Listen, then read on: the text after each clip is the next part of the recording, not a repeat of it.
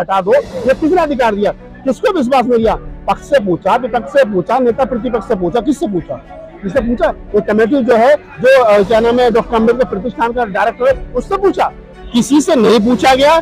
चोरों की तरह मूर्ति हटाई गई और मूर्ति बैक साइड में लगा दी गई, जिसका कद भी घटा दिया गया और बाबा साहब को पार्लियामेंट के पीछे ले गए। तो हमारी जो लड़ाई है, वो लड़ाई इस बात की है कि आपने किसकी मूर्ति लगाई वो जानो, वो मत जानो, लेकिन पहली लड़ाई ये है कि बाबा साहब डॉक्टर अम्बेडकर की मूर्ति जहाँ पहले लगी हुई थी, जिस हाल में थी, उसी हाल में बाबा साहब डॉक्टर अम्बेडकर की मूर्ति लगनी चाहिए। जब तक नहीं लगेगी तब तक ये आंदोलन जारी रहेगा। लेकिन बात की जाए जिस तरह से नरेंद्र मोदी जी की, तो बाबा साहब की मंशा से समानता, भाईचारा, करुणा की, तो मोदी जी को चल ही रहा है सबका साथ सबका विकास लेकर। आपको लगता है?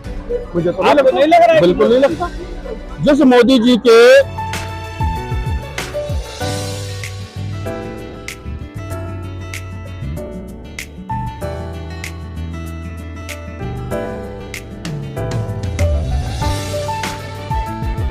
आज बेहद खुशी है कि जो बात मैंने जब कही थी, जो स्लोगन दिया था, आज वो हर आदमी की जुबान पर था और ये हमने पहले दिन से कह दिया है। मैं भी कोर कमेटी का मेंबर हूँ, इस मूर्ति लगवाने वाली जो कमेटी है उसका मेंबर हूँ मैं।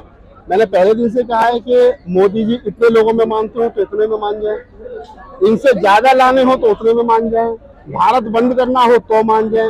वो जब तक नहीं मानेंगे तब तक हम उन्हें मनाते रहेंगे। क्या कारण है कि जो नहीं लगाना चाहते? उनको क्या आपत्ति है, क्या दिक्कत है? जो भारत के संविधान रचयिता है, देश उन्हीं के कानूनों पे चलती है, फिर ऐसा क्यों?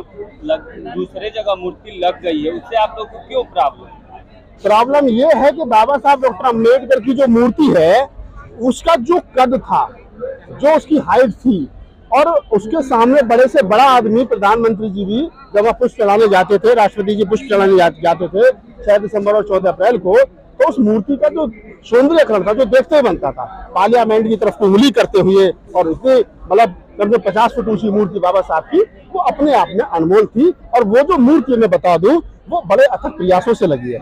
उसके लिए 10 साल तक आंदोलन चला, लाखों लोग जेल गए, हमारी कई माओं ने, हमारी बहनों ने जेल में बच्चों को जन्म दिया, और बीपी मौर्य साहब का बड़ा तगड़ा आंदोलन था जब वो मूर्ति लगी। और वो मूर्ति सरकार ने नहीं लगाई, वो मूर्ति समाज ने अपने पैसे से खरीद कर लगाई थी वहाँ। तो इन हरामखोरों को किसने वो दे दिया कि तुम इस मूर्ति को बिना पूछे चोरों की तरह रात के अंधेरे में वहां से हटा दो? ये किसने अधिकार दिया? किसको विश्वास में लिया? पक्ष से पूछा, विपक्ष से पूछा, नेता प्रतिपक्ष से पूछा, किससे पूछा? किससे पूछा? ये कमेटी जो है, जो क्या नाम है, डॉक्टर अम्बेडकर प्रतिष्ठान का डायरेक्टर है, उससे पूछा? किसी से नहीं पूछा गया।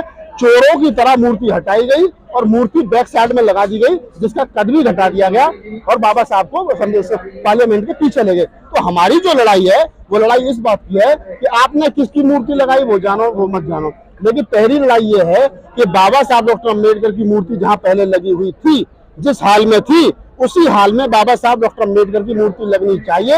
जब तक नहीं लगेगी तब तक ये आंदोलन जारी रहेगा। लेकिन बात की जाए जिस तरह से नरेंद्र मोदी जी की, तो बाबा साहब की मंशा से समानता, भाईचारा, करुणा की, तो मोदी जी तो चल ही रहा है सबका साथ सबका विकास लेकर। आपको लगता है?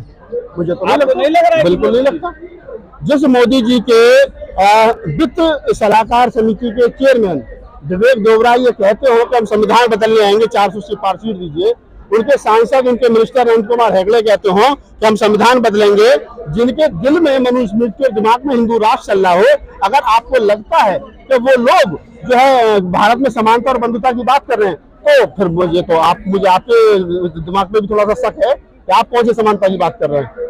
सर 2018 में यहीं पे संविधान की पंक्तियां जलाई गई थी, तब से लेकर आज तक जो संविधान को मानने वाले लोग हैं, जो बाबा साहब को मानने वाले लोग हैं, वो लगातार प्रदर्शन कर रहे हैं। उससे क्या निकल तो नहीं रहा है। अगर आपको ऐसा लगता है कि अम्बेडकरवादियों का आंदोलन बेकार जा रहा, उनका पैसा, उनका समय बेकार जा रहा, तो शायद आप इसको फिर थोड़ा सा स्टडी करिए। मैं कहता हूं कि जब जब अम्बेडकरवादी बाहर निकले हाथ में लठ में करके और नीला कफन बांध के सर से, तब तब इतिहास लिखा गया है।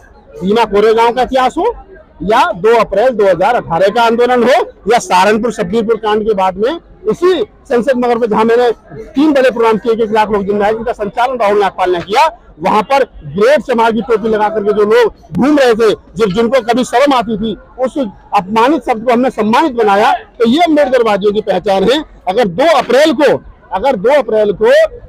2018 को अम्बेडकरवादी नहीं निकलते, समतावादी नहीं निकलते तो देश के अंदर SC/ST एट्रोसिटी एक्ट 1989 बहाल नहीं होता। ये अम्बेडकरवादियों की जीत है। और आज मैं आपको पूरी इसके साथ कह रहा हूँ, एक मिनट सुनिए, आज मैं पूरी जिम्मेदारी के साथ कह रहा हूँ बैठ करके जंतर मंतर पर, आप लिख लीजिए, मूर्ति तो मोदी जी को वहां लगानी ही पड़ेगी और जब तक नहीं लगेगी तब तक आंदोलन जारी रहेगा।